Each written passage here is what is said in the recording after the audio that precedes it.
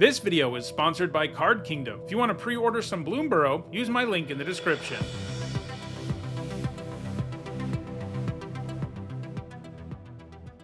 Hi everyone, I'm Nitsa Hone, and this is my archetype guide for Bloomburrow Limited. As in most limited formats, this set has 10 supported color pairs, and each of these color pairs has its own themes and synergies. In this video, I'll be introducing each of these color pairs and discussing those internal synergies. This is not the type of video where I'm just going to talk about the best cards in the format in general. That's something you can find in my set review, where I discussed every single card. Instead, this video will focus on cards that have special synergy within each specific color pair. Without further ado, let's dive in with a look at each of the 10 color pairs in Bloomburrow. We're starting with blue-black, and every color pair in this format has both a mechanical theme, which is the primary focus, and then a creature type related theme, which is the secondary focus in the color pair. In the case of blue-black, the mechanical theme is Threshold, and the creature type is Rats. Every color pair in this format also has a signpost uncommon, meaning a gold uncommon in those two specific colors that tells you what you should be doing in the color pair. And then there's also a signpost common that has hybrid costs. While these can be played in decks other than the hybrid color of mana that they have, they are way easier to cast in the two color decks that have access to both colors of mana. In that kind of deck, a card like Mind Drill Assailant is really easy to cast, whereas if you're like blue-red or black-green, casting it is significantly harder. And as you can see, both of these have Threshold, which means you get some kind of bonus for having 7 or more cards in your graveyard. The Mentor bounces something if you have it, and Mind Drill Assailant becomes a 5/5. You can also see the Assailant can help you get Threshold because it has an activated ability that surveils. So let's look at the cards that have Threshold. You've got Mind Whisker, which, like Mind Drill Assailant, is both an enabler for Threshold and has Threshold itself.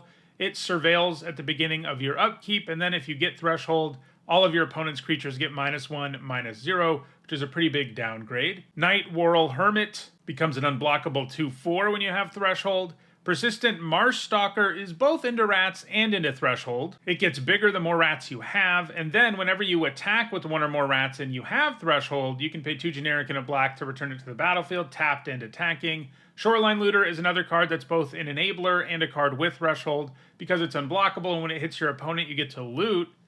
But once you have Threshold, which obviously it helps you get, you just get to draw a card straight up. Thought Shucker gets an activated ability when you have Threshold, where you can pay 1 generic and a blue and put a counter on it and draw a card. You can only do it once, which is interesting, but that is pretty big upside. And blue-black has plenty of ways to load the graveyard. We even saw here that some of these cards that have Threshold help you do that. Now let's look at the rat payoffs. Like I said, this is more of a secondary theme. We've got the Marsh Stalker again, because it's both a Threshold and a rat payoff. We've also got Mudflat Village. Every color has a land with a bunch of different creature types it benefits, and those are creature types in that specific color in this set. And this is the black one, which lets you return a bat, lizard, rat, or squirrel card from your graveyard to your hand. It works particularly well with rats because you're more likely to be loading your graveyard than any deck apart from maybe the squirrel deck. So it does have some extra utility here. Psychic Whirl is a mind rot that adds Surveil 2 to the mix if you control a rat, which means you can put up to 3 cards in your graveyard with just Psychic Whirl, which can help you get Threshold. There's also Splash Portal, a card that lets you exile a creature, and then if it's a bird, frog, otter, or rat, you get to draw a card. And then there's also the blue land that's in the mix for 4 creature types, including rat. And again, this land also works particularly well with rats because it gains an activated ability that lets you surveil if a bird, frog, otter, or rat has entered the battlefield under your control this turn. There are some rares that are particularly well suited to this deck. You've got Vren the Relentless, which is a rat and makes rat tokens. You've got Valley Floodcaller and Valley Rotcaller. Sort of like we saw with the lands, there is a monocolored creature that benefits a bunch of the different creature types in this set in that particular color. Obviously, the blue one includes rats, and the black one includes rats as well. Valley Floodcaller, probably not going to be at its absolute best here, but giving your non-creature spells flash and letting you untap all your creatures with those types and giving them +1/+1 till end of turn is pretty good. Valley Rotcaller lets you drain life when it attacks, equal to the number of creatures you control that are squirrels, bats, lizard, and rats. And then there's also Wick, who is a straight-up rat payoff, because when it enters the battlefield, it makes a snail token, and then anytime you have a rat enter the battlefield, If you control a snail, you put a +1/+1 counter on it, and if you don't, you make a 1/1 black snail creature token. So that's blue-black. It wants to load the graveyard fairly quickly, get to 7 total cards in the graveyard, and then reap the benefits of all these cards that have payoffs for doing it, while also playing a bunch of rats. Next, let's move to the other graveyard deck in the format, although it's less focused on the graveyard, and that is black-green, which is about the forage mechanic and squirrels. Vine Reap Mentor doesn't actually forage, but it does make a food token when it enters and when it dies, and to forage, as you can see on Corpseberry Cultivator, you can either exile 3 cards from your graveyard or sacrifice a food. So the Mentor gives you the ability to forage twice, all on its own, in addition to having that very important creature type of squirrel, and Corpseberry Cultivator gives you the ability to forage at the beginning of upkeep on your turn, and whenever you forage, it gets a +1/+1 counter. So this deck is less focused on the graveyard because it can utilize food instead of the graveyard for its mechanic, whereas blue-black's key mechanic is all about the graveyard. So forage payoffs, we've got Corpseberry Cultivator, of course, who's nice because it can forage all on its own, but anytime you forage with something else, it also gets a counter. Treetop Sentries, when it enters the battlefield, you can forage, and if you do, you get to draw a card, which is pretty sweet. Curious Forager lets you forage when it enters the battlefield, and if you do, you can return a permanent card from your graveyard to your hand. Feed the Cycle is a good removal spell that is easier to cast if you forage, because if you do that, you only pay 1 generic and a black. Bushy Bodyguard, when it enters, allows you to forage, and if you do, you put 2 +1/+1 counters on it. And because it has Offspring, you can actually end up foraging twice with this one card, and if you do, you pay 4 mana for a 4/3 and a 3/3, which is pretty insane if you can set it up. Bone Cache Overseer is a really nice build-around for this deck, because while it doesn't say forage anywhere on it, you can only activate its ability, which lets you pay a life to draw a card, if 3 or more cards have left your graveyard this turn, or if you sacrificed a food, which obviously means forage. So what are the squirrel payoffs? Well, we've got Cash Grab, a card that both mills cards for you. Cash Grab plus the 4 cards you mill can put up to 5 cards in your graveyard, but you can also put a permanent card from among the cards milled that way into your hand, and if you control a squirrel, or return a squirrel to your hand this way, so either if you have one in play, or you milled one and put it back into your hand, you also get a food token, so it's one card that can let you forage twice, in addition to getting you back a permanent. Then once again, we have Mudflat Village. Like with the rats, this is going to be pretty nice here because you're more likely to have squirrels in your graveyard than any of these other creature types apart from rat. There's also Oak Hollow Village, which lets you put a counter on each frog, rabbit, raccoon, or squirrel you control that entered the battlefield this turn.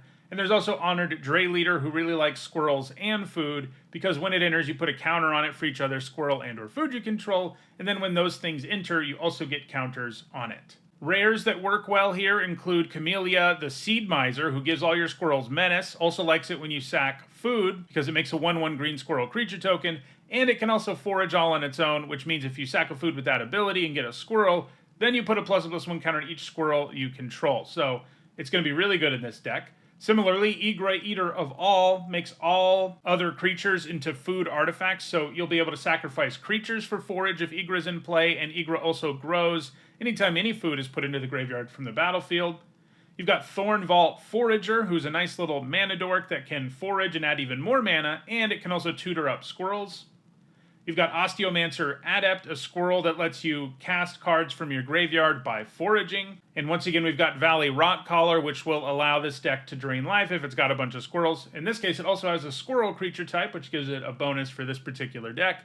And there's also Valley Mite Caller, who grows anytime a frog, rabbit, raccoon, or squirrel you control enters.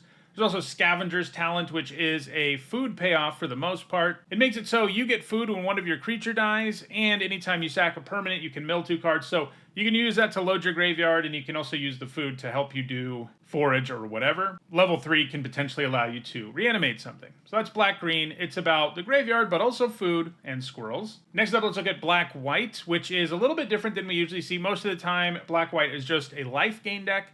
And it's still mostly one, but it's also a life loss deck. So I went with life change because the cards in this color pair care about whether you've gained or lost life, and then you get something out of it.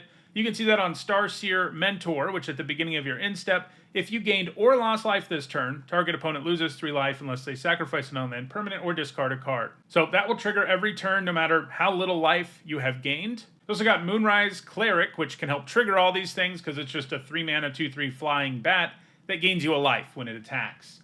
So what are the life change payoffs? Well, in addition to our mentor, we've also got Star Charter, which at the beginning of your instep, if you gained or lost life this turn, you get to look at your top 4 and put a creature card with power 3 or less from among them into your hand. That is a really strong trigger, and if you can consistently play Star Charter on a turn where you've gained or lost life, that's like an amazing enter the battlefield ability. And this is definitely the best deck for it, because if you're not good at doing either of those things, it's got kind of a liability of a stat line, but it's going to be pretty great here. Also got Starscape Cleric, which whenever you gain life, each opponent loses 1 life, and it has Offspring, so you can potentially have that trigger twice anytime you gain life. Also got Starlit Soothsayer, which surveils 1 if you've gained or lost life this turn.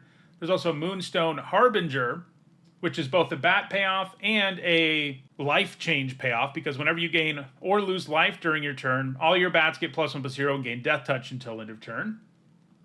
And there's also Wax Wane Witness, which becomes a 3/4 if you've gained or lost life during your turn. So what payoffs do we have here for doing bat things? Well, there's Sonar Strike, a removal spell that gains you life if you control a bat, so it's likely to trigger some of those effects. Again, we've got Mudflat Village, probably not quite as good in this deck as it is in the first 2 we saw, which are more graveyard-oriented. But there's also Lupin Flower Village, which lets you look at your top 6 and then reveal a bat, bird, mouse, or rabbit card and put it into your hand. And of course, we already saw Moonstone Harbinger. Rares, well, we've got Essence Channeler, which is all about both gaining and losing life, because if you've lost life in a turn, it gains Flying and Vigilance. Whenever you gain life, it gets a +1/+1 counter.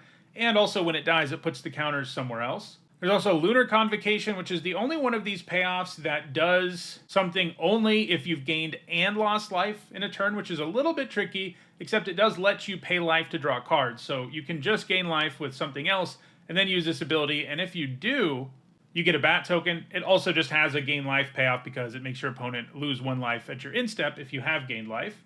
There's also Zoraline Cosmos Caller. She likes bats. Whenever a bat you control attacks, you gain 1 life. She also has the powerful ability when she enters or attacks to reanimate small things from the graveyard, and you can pay life, which will also trigger all the payoffs for this color pair. There's also Jackdaw Savior, which is probably a little better in blue-white, but obviously most bats fly, and it's a payoff for having flying creatures, because if you have a fly or die, you can return another target creature card with mana value lower from your graveyard to the battlefield. There's also Valley Quest Caller, which will buff all of your bats and the other 3 creature types as well, and also lets you scry when they enter. And there's Valley Rock Caller again as well. So that's black-white. It's about gaining and losing life and leveraging that for an advantage, and also about the bat creature type.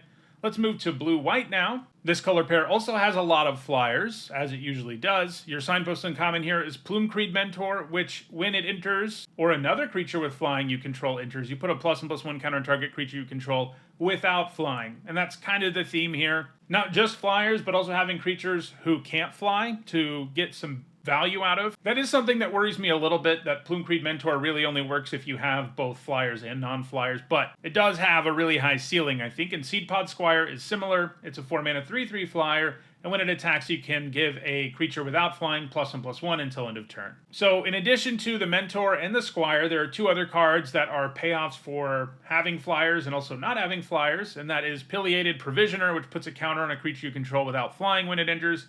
And Finch Formation doesn't say anything about a creature not having flying, but it gives something flying when it enters, so obviously that only really matters on non-flyers. It also has Offspring, so potentially you can give 2 things flying.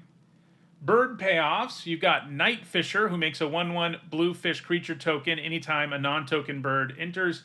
That is kind of synergistic beyond just the bird thing, because if you have a fish token, that means you have a creature without flying. Dazzling Denial is a counterspell that gets better if you control a bird. Lilypad Village lets you surveil, as we've seen before. And we've also seen Lupin Flower Village, and we've also already seen Splash Portal, which lets you exile a creature, and then you get to draw if you exiled a bird, frog, otter, or rat. Rares that fit in well here are Castrel, who itself is a bird, and then it also has all these bird payoffs. Whenever 1 or more of your birds deals combat damage to a player, you get a trigger. 2 of those triggers are better if you have birds. The other one will always work, it just draws you a card. We've already seen Jackdaw Savior. This probably is the best deck for it because you're more likely to have flyers, even more so than the bat deck, I think. There's also Salvation Swan. This is a card that is both a bird payoff and a creature without flying payoff, because it can only blink creatures without flying, and then it returns them to play with flying. Once again, we've got Valley Flood Caller and Valley Quest Caller as well. So that's blue-white. It's about flyers and also having some non-flyers. It definitely has fewer synergy pieces than most of the decks in this format, so it may be sort of a straightforward blue-white tempo deck more than anything. Let's move now to blue-red, where the mechanical theme is spells, and the creature type is Otter. So you've got Stormcatch Mentor, which has prowess, which likes it when you cast non-creature spells, and reduces the cost of your instants and sorceries. And you've also got Tempest Angler, which gets a +1/+1 counter when you cast a non-creature spell. Beyond those two, you've also got Coruscation Mage, which does 1 damage to each opponent whenever you cast a non-creature spell, and because it has Offspring, you can have 2 copies of that trigger in play. Daring Wave Rider lets you cast an instant or sorcery card with mana value 4 or less from your graveyard without paying its mana cost. Eddy Merc Crab gets cheaper the more instant and sorcery cards are in your graveyard. Harnesser of Storms is both an Otter and a non-creature spell payoff because it exiles the top card of your library, and until the end of the turn you can play that card whenever you cast a non-creature spell or an Otter, and it only triggers once a turn. Kindle Spark Duo gives you a creature that can tap to ping the opponent, and it also untaps anytime you cast a non-creature spell. Otterball Antics makes Otter creature tokens with prowess, and Light Shell Duo has prowess. Otter payoffs, well, you've got Pearl of Wisdom, which is divination if you don't control an Otter, and if you do, it only costs 2 mana. Rockface Village can allow you to give lizards, mice, otters, or raccoons +1/+0 and haste until end of turn. We've already seen Lilypad Village and Splash Portal. Splash Portal may get a little better in this deck than in any of them we've seen so far, because it's a cheap spell that cantrips, and that's like exactly what spell decks want. Rares, this color pair has a lot of them. So first you've got Alania Divergent Storm, which can allow you to cast instant sorceries or otters if you let your opponent to draw a card. You've got Ral Crackling Wit. That's right, Ral is an otter in this set. Apparently if you end up on Bloomburrow as a human, you magically get turned into an animal. So he likes it when you cast non-creature spells because he gains loyalty. Then he's also got a +1 that makes a prowess token, and he's got a -10 that gives your instants and sorceries Storm. So he really likes spells. There's also Artist's Talent, which likes non-creature spells, lets you rummage when you cast them on its first level. Level 2 reduces their cost, and then level 3 makes your non-combat sources of damage do more damage, and generally that refers to damage dealt by instants and sorceries. You've also got Aluge, the Shoreless Sea, which can reduce the cost of your instants and sorceries the more flood counters you have on things. I'm not super into either Artist Talent or Aluge in this format. They both seem a little difficult to really get going, but if they do get going, it's going to be in this deck. You've got Emberheart Challenger, a 2-mana 2/2 haste that also has prowess. You've got Festival of Embers, which can let you cast instants and sorceries from your graveyard. You've got Kitsa Otterball Elite, which has prowess and also has the ability to copy instants and sorcery spells you control as long as its power is 3 or greater. There's also Storm Chaser's Talent, which has a level 1 that makes one of these prowess otters, a level 2 that lets you return an instant or sorcery from your graveyard to your hand, and a level 3 that generates a prowess otter every time you cast an instant or sorcery. There's also Storm Splitter, which makes a temporary copy of itself anytime you cast an instant or sorcery. The idea here is that you cast like multiple instants and sorceries in a turn, so you get a bunch of 1/4 hastes, because once you have 2 copies and then cast another spell, you get 4 copies, and then if you can cast another one, you get 8 copies. But that's not that feasible in Limited. Certainly getting to 8 copies isn't. Getting 2 or 4 is, but it's not like 1/4 hastes are the most amazing attackers in the world anyway. So even though this is a mythic and a payoff for this, and it's certainly a playable card, I wouldn't take it all that highly because it's just not that easy to make it work in Limited. Valley Flood Caller, this is the best deck for it. After all, it's an otter, but it also likes non-creature spells more than anything. There's also Valley Flame Caller, which makes it so your lizards, mice, otters, and raccoons do 1 more damage when they do damage to permanents or players. So that's blue-red. It's about spells and otters. Next up, we've got blue-green, which mechanically is about blinking creatures, generally with Enter the Battlefield abilities, so that you can generate extra value. Lily Splash Mentor can let you do this. It has an activated ability that lets you blink creatures and they return with counters on them. Pond Prophet, meanwhile, is one of these creatures that you can blink because when it enters, you draw a card. So, blinking. We've got Lily Splash Mentor. We've also got Gossip's Talent, which likes it when creatures enter, which you're going to do more than normal because of blink effects. And its level 3 lets you blink a creature when it deals combat damage to your opponent. You've got Long River Lurker, which likes frogs in general. It gives them all Ward 1. And when it enters, you can make a creature unblockable this turn, and when that creature deals combat damage, you exile it, just like Gossip's Talent. So lets you send in an unblockable creature and blink it. Sky Skipper Duo has an Enter the Battlefield ability that lets you blink a creature, which I think is pretty sweet because it means if you have some way to blink Sky Skipper Duo, it also means you get to blink something else. Sticky Tongue Sentinel doesn't technically blink things, but it does bounce one of your permanents to your hand. That ultimately has the same outcome, although you do have to pay for the card again. Three Trees Scribe likes it when a creature you control leaves the battlefield without dying, and lets you put a +1/+1 counter on a creature you control. This will pay you off for blinking things and for bouncing things. Splash Portal. This is probably the best deck for this one because this deck is the best at taking advantage of the Enter the Battlefield abilities. And if you can rebuy an Enter the Battlefield ability with Splash Portal while also drawing that extra card, it's going to feel pretty silly. It's also Run Away Together, which lets you bounce one of your things and one of your opponents. Theoretically, you're going to be happy about bouncing your own thing and your opponent's not, so it can generate a lot of value.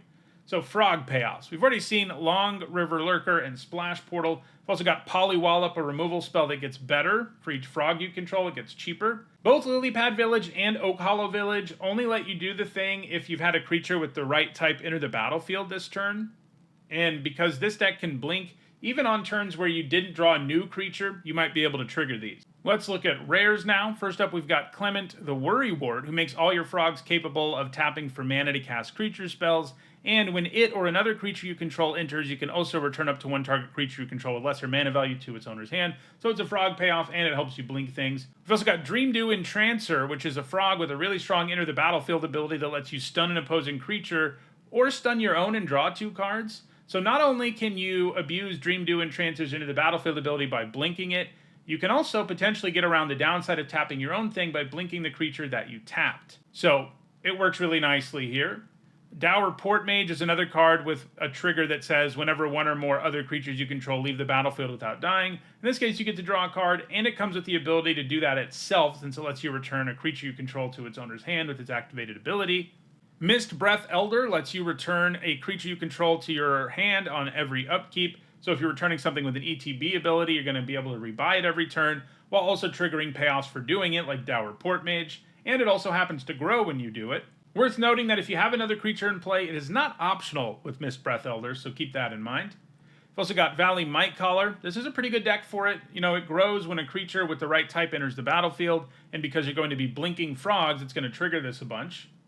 We've also got Valley Flood Caller. So that's blue-green. It is about blinking your creatures and frogs. Let's move now to red-green, where the mechanical theme is Expend and the creature type is Raccoon. Expend is a new mechanic in this set that triggers anytime you spend your 4th total mana to cast spells during a turn.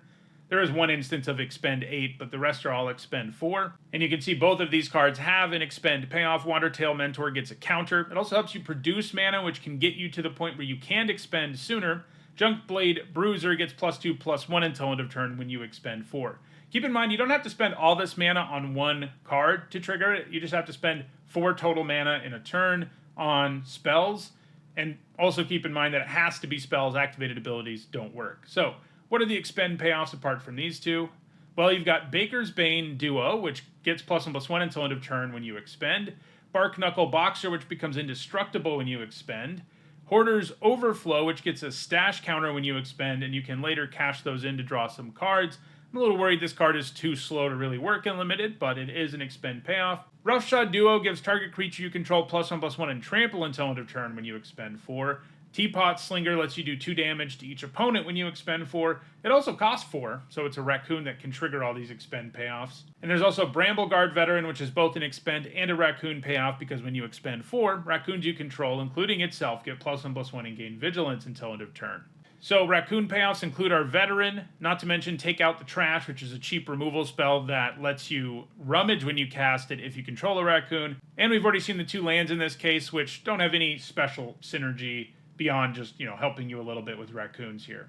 Rares for this color pair, we've got Byway Barterer, which when you expend 4, you can discard your hand to draw 2. You've got Moira Trash Tactician, which not only gives you a bunch of mana for your raccoons, if you have spells to play, will make it easier for you to expend. It also has expend 4, you gain 3 life, and this is the one that also has expend 8, and if you do that, you exile the top 2 cards of your library, and until the end of your next turn, you can play those. That can really snowball because she can keep making sure you hit cards that will let you expend 8 every turn, which is pretty sweet. Then you've also got the Valley Flamecaller and the Valley Mitecaller, which like raccoons. So that's red-green. It's about expend and raccoons. Let's move to green-white now, where we've got tokens as the theme and rabbits as the creature type. Burrowguard Mentor is a rabbit that gets better the more creatures you have in play, which often will mean tokens in this deck because it can go really wide, with cards like Head of the Homestead, which is a 5-mana 3/2 that makes 2 rabbit tokens. What are the payoffs for having tokens? Well, you've got Burrowguard Mentor, of course. You've also got Druid of the Spade, which gets +2/+0 and Trample if you control a token. It is notable that a bunch of the token payoffs in this set don't care what kind of token it is. It doesn't have to be a rabbit token or even a creature token. You can have a food around and Druid of the Spade will still get buffed. Hazard Root Herbalist buffs a creature when you attack, and if it's a token, it also gives it Death Touch. Seasoned Warren Guard is a 3/2 when it attacks if you control a token. You've also got a vehicle in this set that is built for this deck because it doesn't have normal crewing as an option. The only way you can turn it into a creature is by tapping 2 untapped tokens you control. And this will obviously be the deck that's the best at that.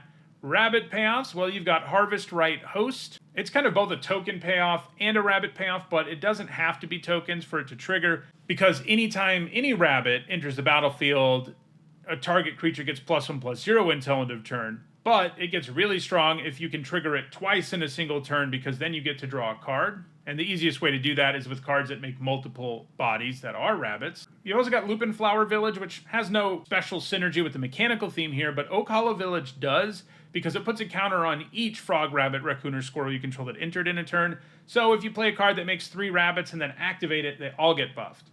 And there's also Rabbit Response, which, kind of like Harvest Right Host, is a token payoff, even though it doesn't say so, because it is the inspired charge for this set. Gives +2/+1 to your whole board, and if you control a rabbit, you get to Scribe. Rares for this deck include Phineas Ace Archer. When it attacks, it puts a +1/+1 counter on each other creature you control that's a token or a rabbit, so it likes both of those things. And if creatures you control have total power 10 or greater, you draw a card. Both of those are doable things in this deck because you just have so many tokens. Caretaker's Talent lets you draw a card when you make a token at level 1. At level 2, it makes a copy of one of your tokens, and then at level 3, it buffs all of your tokens. For the Common Good can let you make copies of your tokens and also give them indestructible and gain you life. Warren War Leader has Offspring, so it makes a token itself, and then it has this really powerful attack trigger where you can either make a 1/1 white rabbit creature token that's tapped and attacking, or give all of your attacking creatures +1/+1 until end of turn. And obviously, if you did the Offspring thing, you're getting that trigger twice. Valley Mitecaller might be extra good here because you're going to be putting multiple rabbits into play, and so it may grow more quickly in this deck. Valley Quest Caller is also nice here. It has the rabbit type for one thing, but for another, you're going to be going really wide with rabbits in this deck, so the buff might be even stronger. Let's move to red-white now, where the mechanical theme is Valiant and the creature type theme is Mice. Valiant is a new mechanic in this set, and whenever a card with Valiant becomes the target of a spell or ability you control for the first time in a turn, something happens. You can see on Seedglaive Mentor it gets a counter, and you can see on Veteran Guard Mouse it gets +1/+0 and First Strike, and you scry 1. So basically this is an aggro deck where you can leverage additional value out of putting auras or combat tricks or equipping your creatures. Keep in mind it triggers even on activated abilities, which really matters. So other cards with Valiant include Flowerfoot Swordmaster, who is also a mouse payoff because when it becomes targeted, you give all of your mice +1/+0 until end of turn. It's got Offspring, which means you'll have another mouse in play frequently, but also, if you can target each of them separately, you can get the trigger twice in a turn. You've got Heartfire Hero, a 1-drop that gets a counter when it becomes targeted. Mouse Trapper, which taps things when it becomes targeted. Nettle Guard, which gets +0/+2 when it becomes targeted. And Whisker Quill Scribe, which lets you rummage when it becomes targeted. You can see almost all of these are aggressive. Mouse payoffs, we've got the Swordmaster, but we've also got Might of the Meek, a 1 red mana combat trick that draws you a card. And it also gives the creature an extra buff if it is a mouse. So if you are managing to draw a card, trigger Valiant, and get that extra buff, this card will feel pretty solid in this deck. We've also got Lupin Flower Village and also Rockface Village, and the Rockface Village has extra value here because for 1 red mana it can allow you to trigger Valiant. Rares for this deck include Mabel, who is a mouse lord, but she also makes a legendary equipment that is pretty strong, and also equipping can trigger Valiant. You've also got Emberheart Challenger, which has a Valiant trigger that lets you exile the top card of your library until the end of your turn. You can play that card. You've also got Whiskervale Forerunner, who has a great Valiant trigger that lets you look at the top 5 cards of your library, and if you reveal a creature card with mana value 3 or less from among them, you put it directly on the battlefield. You've also got Manifold Mouse, which at the beginning of combat on your turn gives a mouse you control double strike or trample until end of turn. It's also got Offspring, so you can get the trigger twice, and that is all nice just on its own. You know, making a mouse into a better attacker is great, but it also means you'll be able to trigger Valiant for free, potentially twice if you have 2 creatures with Valiant and you've paid the Offspring on Manifold Mouse. Got Valley Flamecaller, which will make all your mice do more damage, and Valley Questcaller, which of course buffs all your mice and helps you scry. And our last color pair is Black-Red. It is a life loss deck, and lizards are the creature type theme. Fireglass Mentor and Cindering Cutthroat both give you extra value if an opponent lost life this turn. Fireglass Mentor's ability triggers during your second main phase. You exile the top 2 cards of your library and choose one, and you can play that card until end of turn if they have lost life. And Cindering Cutthroat enters with a +1/+1 counter on it if an opponent lost life. So like Red-White, this is an aggro deck. You know, aggro decks want to lower the opponent's life, and all the cards that do stuff with lost life are reasonably aggressive. You've got Flame Cash Gecko, which gives you a black and red mana when it enters if an opponent lost life. You've got Frilled Spark Shooter, which enters with a counter if an opponent lost life. And you've got Thought Stalker Warlock, whose discard trigger lets you choose what your opponent discards if they've lost life this turn. There's also plenty of ways to do random ping effects and stuff in Black-Red that will let you trigger these more often than you might think. Lizard payoffs, we've got Scales of Shale, a combat trick that gets cheaper the more lizards you control, and it's pretty strong when you can spend 2 or 1 on it. And we've got Reptilian Recruiter, which lets you steal an opposing creature temporarily, and if you control a lizard, it can be a creature of any size, whereas if you don't, it has to have power 2 or less. And then you have the 2 lands, Rockface Village and Mudflat Village. Rares for this deck include Gev Scaled Scorch. It lets you ping your opponent when you cast a lizard, which will turn on all of these payoffs for damaging your opponent, as will his ward, pay 2 life.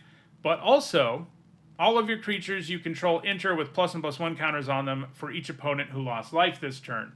That means if you cast a lizard with Gev in play, it will enter with a counter 100% of the time, because the trigger happens before it enters. You've also got Hired Claw, which when you attack with 1 or more lizards, including itself, it deals 1 damage to the opponent, so it can help set up all those payoffs, but also, it has a payoff itself. You can put a +1/+1 counter on it if your opponent has lost life. Valley Rotcaller might be at its best in this particular deck, because not only does it have Menace, which means it's more likely to get in for a hit and trigger these things, but also it does it all on its own because when it attacks, it does the Drain Life thing. And Valley Flamecaller makes it so your lizards do more damage. So those are each of the 10 color pairs in Bloomburrow Limited. I've still got lots more Bloomburrow Limited content coming your way, including a top 10 list of the biggest bombs in the format, a video about the best commons and uncommons in the format, and I'll also be playing in the early access event later this week, which also means I'll have draft videos going up this week for this brand new format. If you want to make sure you catch all that stuff, don't forget to subscribe, and if you want to catch up on my set review, you should see the playlist on your screen shortly. Thanks for watching.